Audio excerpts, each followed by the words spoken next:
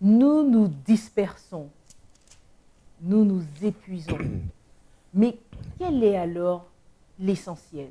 La famille est-elle vraiment un outil d'unité dans l'amour du Christ?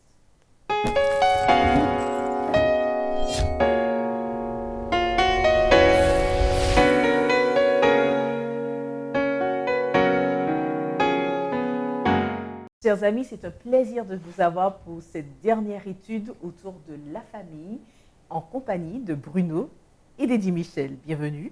Merci. En tout cas, c'est un plaisir d'échanger avec vous autour de cette thématique d'actualité. Je pense qu'elle sera d'actualité pendant longtemps, parce que autant que vivra cette terre, autant vivra la famille. Nous avons vu néanmoins cette réconciliation que Dieu attend de chacun.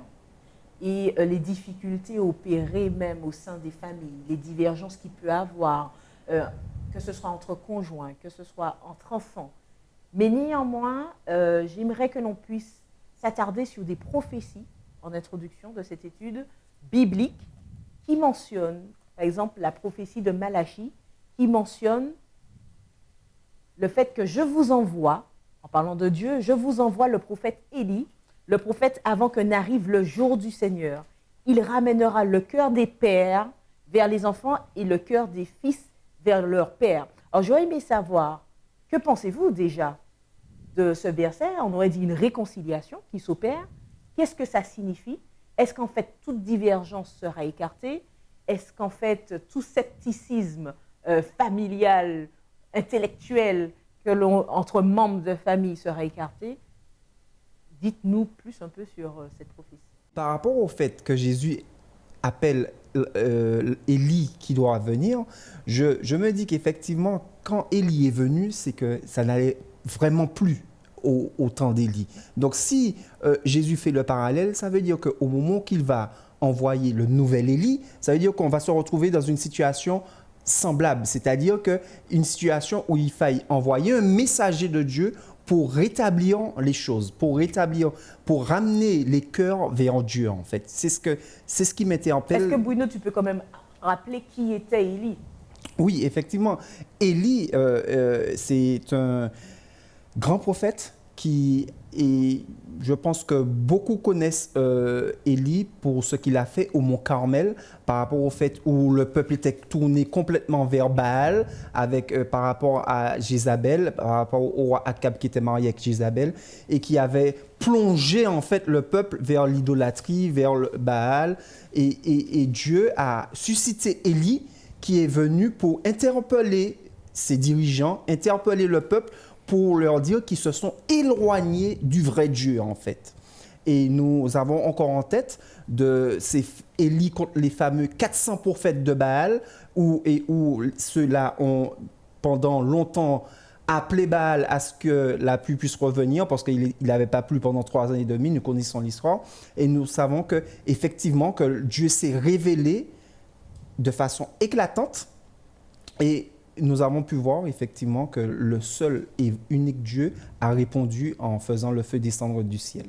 Alors, tu fais une comparaison entre cette partie de la Bible, cette histoire de la Bible, avec notre siècle présent. Est-ce que tu peux nous en dire plus? Quand Jésus dit effectivement qu'il enverra le nouvel Élie pour ramener les cœurs, et effectivement, au moment où Élie a fait cela, je me rappelle que dans le texte, il disait que c'est Dieu qui ramène les cœurs. Et Jésus reprend la même expression pour dire qu'il enverra Élie pour ramener les cœurs. Donc ça veut dire qu'au moment où Dieu va envoyer ce nouvel Élie, ça voudrait dire que la situation du peuple est semblable au moment où Élie est venu. Donc déperdition de valeurs, tout ça, scepticisme, oubli de Dieu, c'est cela. Exactement. Mais alors, quel est ce nouvel Élie? Puisque Élie est déjà venu. C'est le Élie dont tu parles, qui était sur le mont Carmel. Et là, dans Malachie, il est question d'un Élie qui viendrait avant le jour du Seigneur pour faire ce travail de restauration? Le contexte donné par rapport à la situation sous Akab, qui s'était marié avec Jézabel, est une situation extrêmement catastrophique, dépeinte dans la Bible comme étant quasiment la pire qu'avait connue le peuple d'Israël. Et Élie intervient justement pour réveiller la conscience des Israélites et leur permettre de retourner à Dieu. Il le fait d'abord auprès du roi, et dans le contexte également de Malachie, il semble que ce soit pratiquement le même contexte où le peuple, après le retour de Babylone, se soit reposé un peu sur ses acquis, se soit reposé sur ses forces, et puis il est un peu abandonné l'Éternel. Et là encore, l'Éternel va l'interpeller, va lui poser un certain nombre de questions au travers de la plume du prophète Malachie. Et le peuple se dit, mais on ne reconnaît pas ce que tu nous dis. Est-ce que tu nous as réellement aimés? Est-ce que vraiment nous avons abandonné tes voies? Et le Seigneur insiste et les invite à ce retour. Et c'est dans ce contexte où cette parole est prononcée, où j'enverrai Élie. C'est-à-dire, c'est comme une promesse. C'est-à-dire, face à l'endurcissement des hommes et des femmes, face à leur abandon, même de la foi, Dieu dit que il ne baisse pas les bras et qu'il enverra quelqu'un qui aura l'esprit d'Élie. Par exemple, quand on lit le Nouveau Testament, particulièrement dans le livre de Matthieu, mais aussi dans Luc, Jean-Baptiste est présenté comme étant l'Élie, c'est-à-dire celui qui secoue le peuple, qui l'interpelle, qui l'invite à sortir de son laxisme, qui l'invite à sortir de sa routine quotidienne, qui l'invite à revenir à Dieu. Et c'est cet esprit qui est appelé esprit d'Élie. Et donc, alors, est-ce que ça signifie en quelque part que c'est une forme de réincarnation d'Élie? Alors, ce n'est pas une réincarnation, puisque la Bible ne parle pas de réincarnation, mais plutôt d'une manière de faire. Et je crois que tout homme qui est conduit par l'Esprit de Dieu peut être cet Élie qui invite le peuple à retourner à Dieu. Toutes les fois où nous lisons la Bible et que nous sommes les porte-paroles de Dieu pour interpeller les hommes, les femmes, par rapport à leur laxisme, par rapport à leur laxisme religieux, par rapport à leur routine, par rapport à leur vie qui abandonne le chemin de Dieu, le projet de Dieu, eh bien, nous faisons office d'Élie.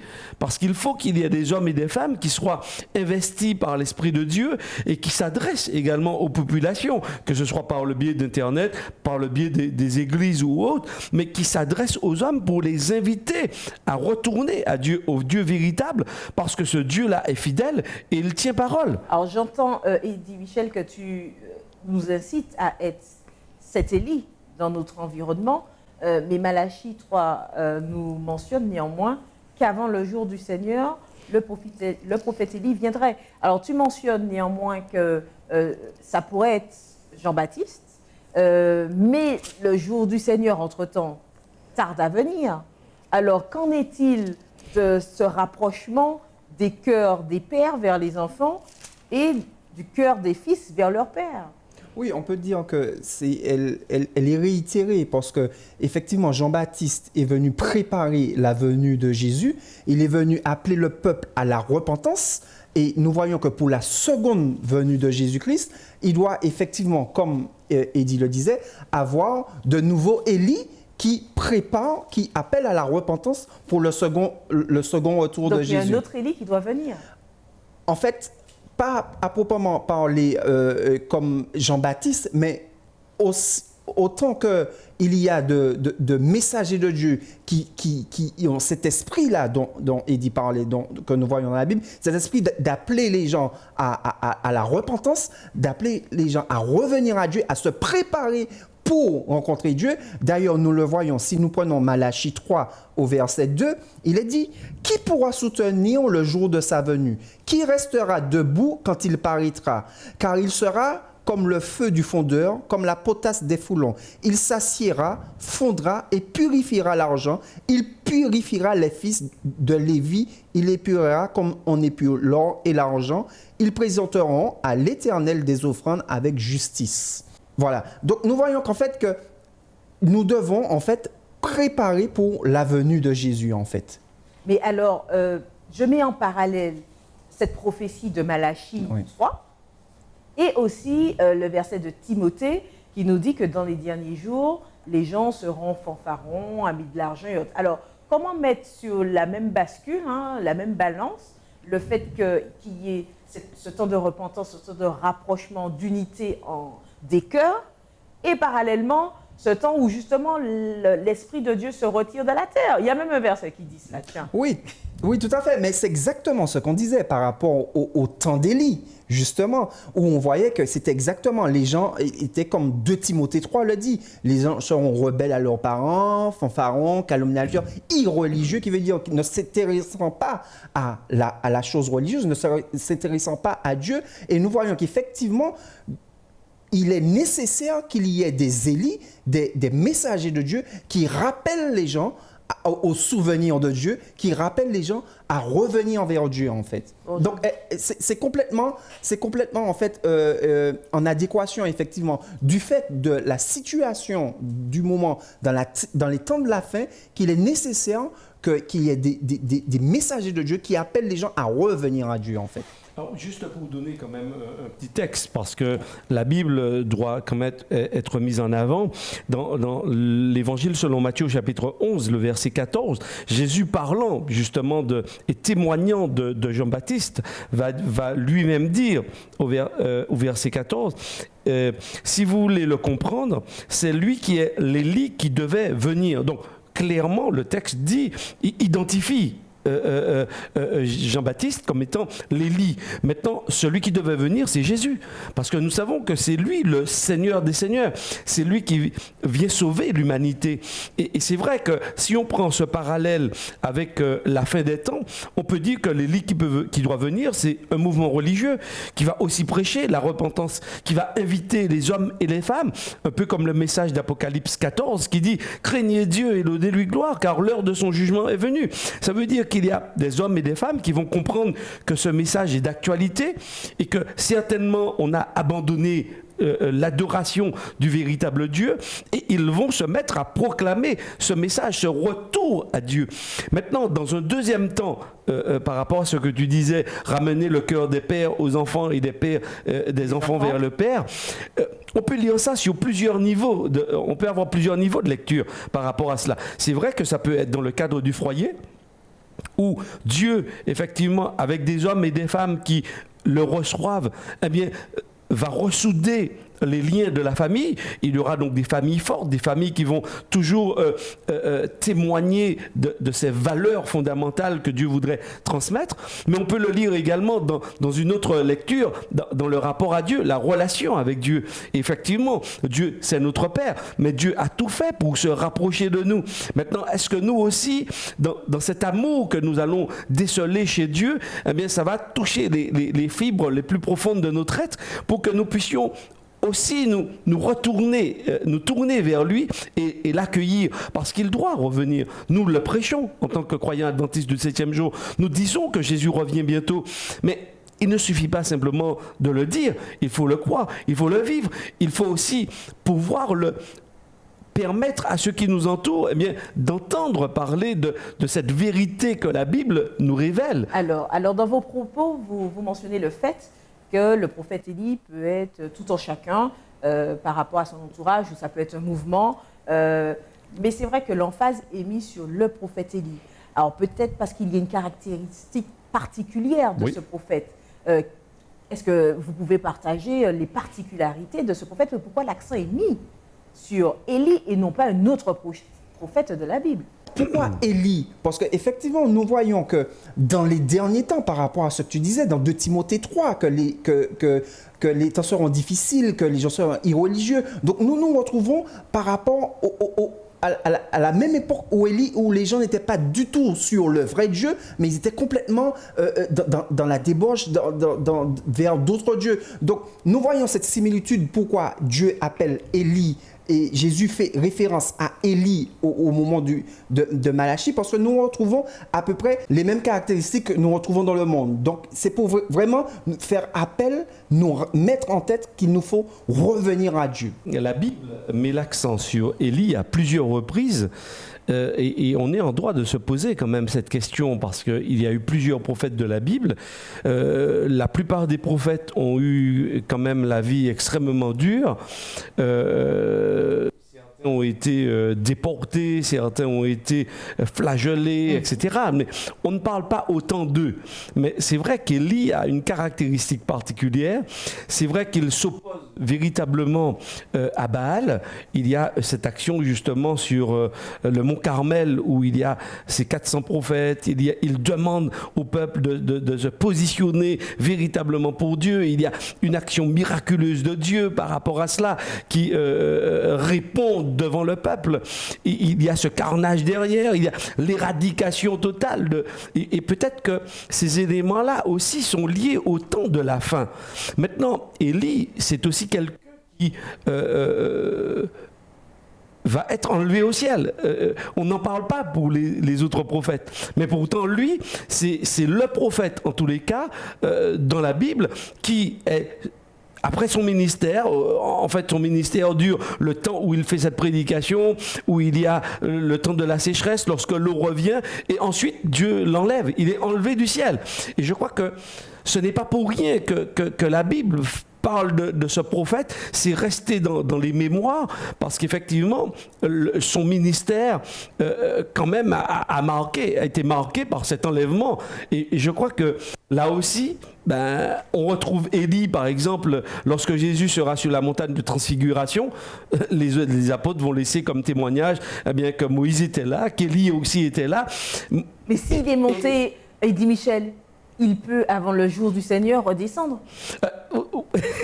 Tout à fait. Mais c'est pas par rapport à sa montée. Je pense que c'est oui, une matière mais désolé d'insister, parce qu'il y a ceux qui nous regardent et qui pensent, il y a beaucoup de personnes qui pensent à un retour d'Élie avant le retour du Seigneur. Oui, mais la Bible, concernant la réincarnation, parce qu'Élie... Et c'est pas une réincarnation. Oui, il si n'est pas mort. Élie... Il est au ciel. Ah, je comprends mieux. Alors oui, tout à fait. Comme il est au ciel, il reviendra. Alors c'est très intéressant parce que dans la Bible, Jésus, dans une des paraboles, il y a certaines personnes qui vont lui, dans cette parabole justement, où on voit des êtres célestes, comme si on est dans le séjour des morts. Et puis, à un moment donné, Jésus dira, mais même si Abraham était ramené à la vie, on ne l'écouterait pas. Et vous avez plus qu'Abraham là devant vous. Ça veut dire que, en fait, on n'a pas besoin, et Dieu ne va pas envoyer Élie physiquement, le faire descendre sur la planète Terre pour nous parler, parce que je ne sais pas si ça va nous permettre de croire davantage.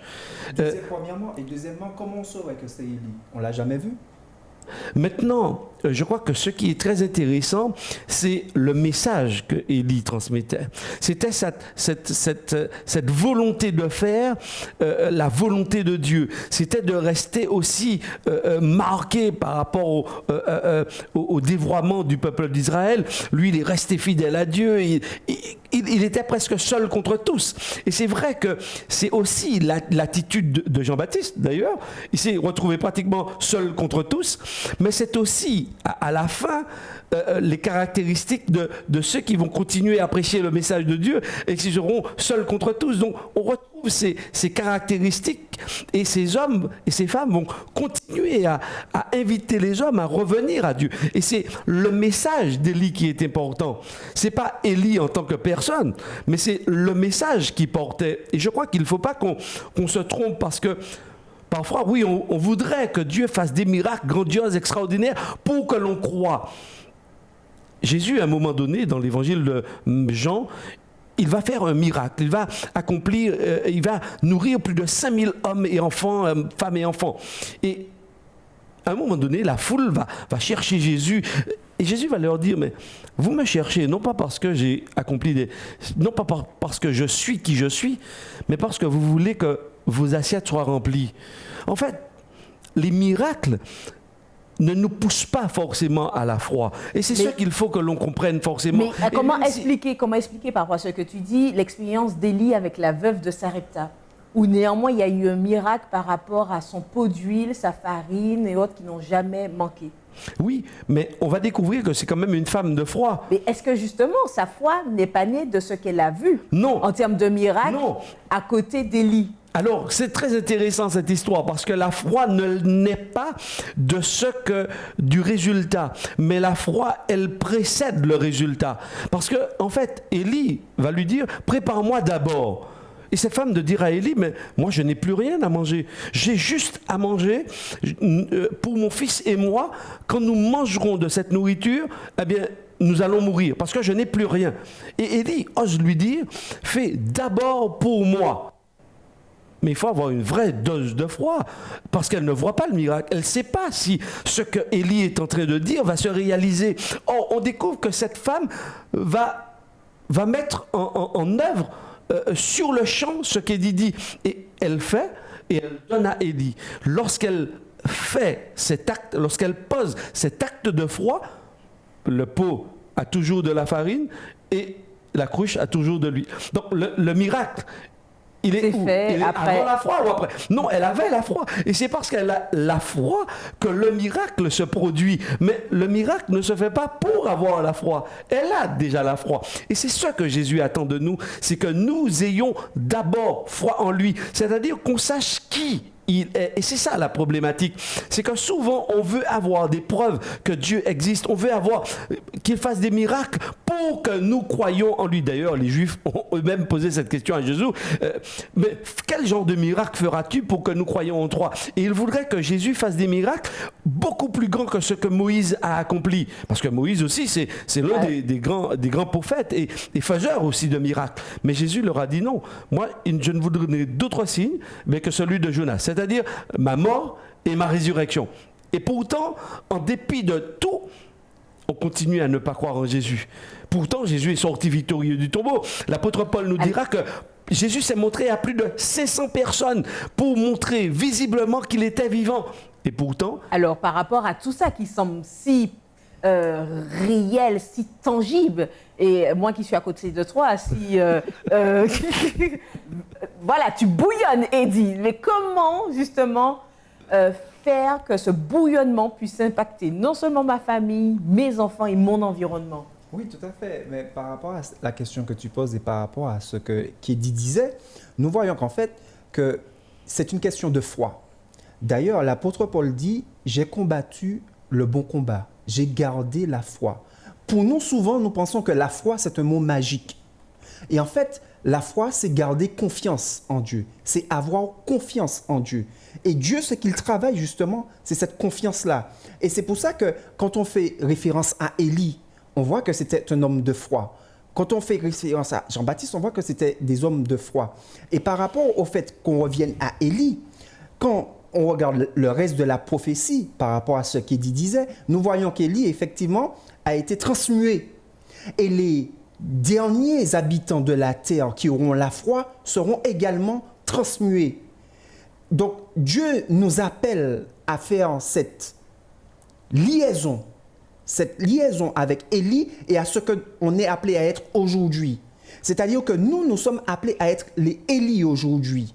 Il y a beaucoup de gens qui voudraient voir Élie revenir, mais ce que Dieu veut, c'est que nous soyons des Élie aujourd'hui pour pouvoir justement être transmués à la fin des temps, en fait. Et c'est là que Dieu veut nous rappeler que la question, alors que nous voyons aujourd'hui qu'il y a beaucoup de planning familial, qu'il y a beaucoup de choses sur la famille, il n'y a pas plus qu'aujourd'hui.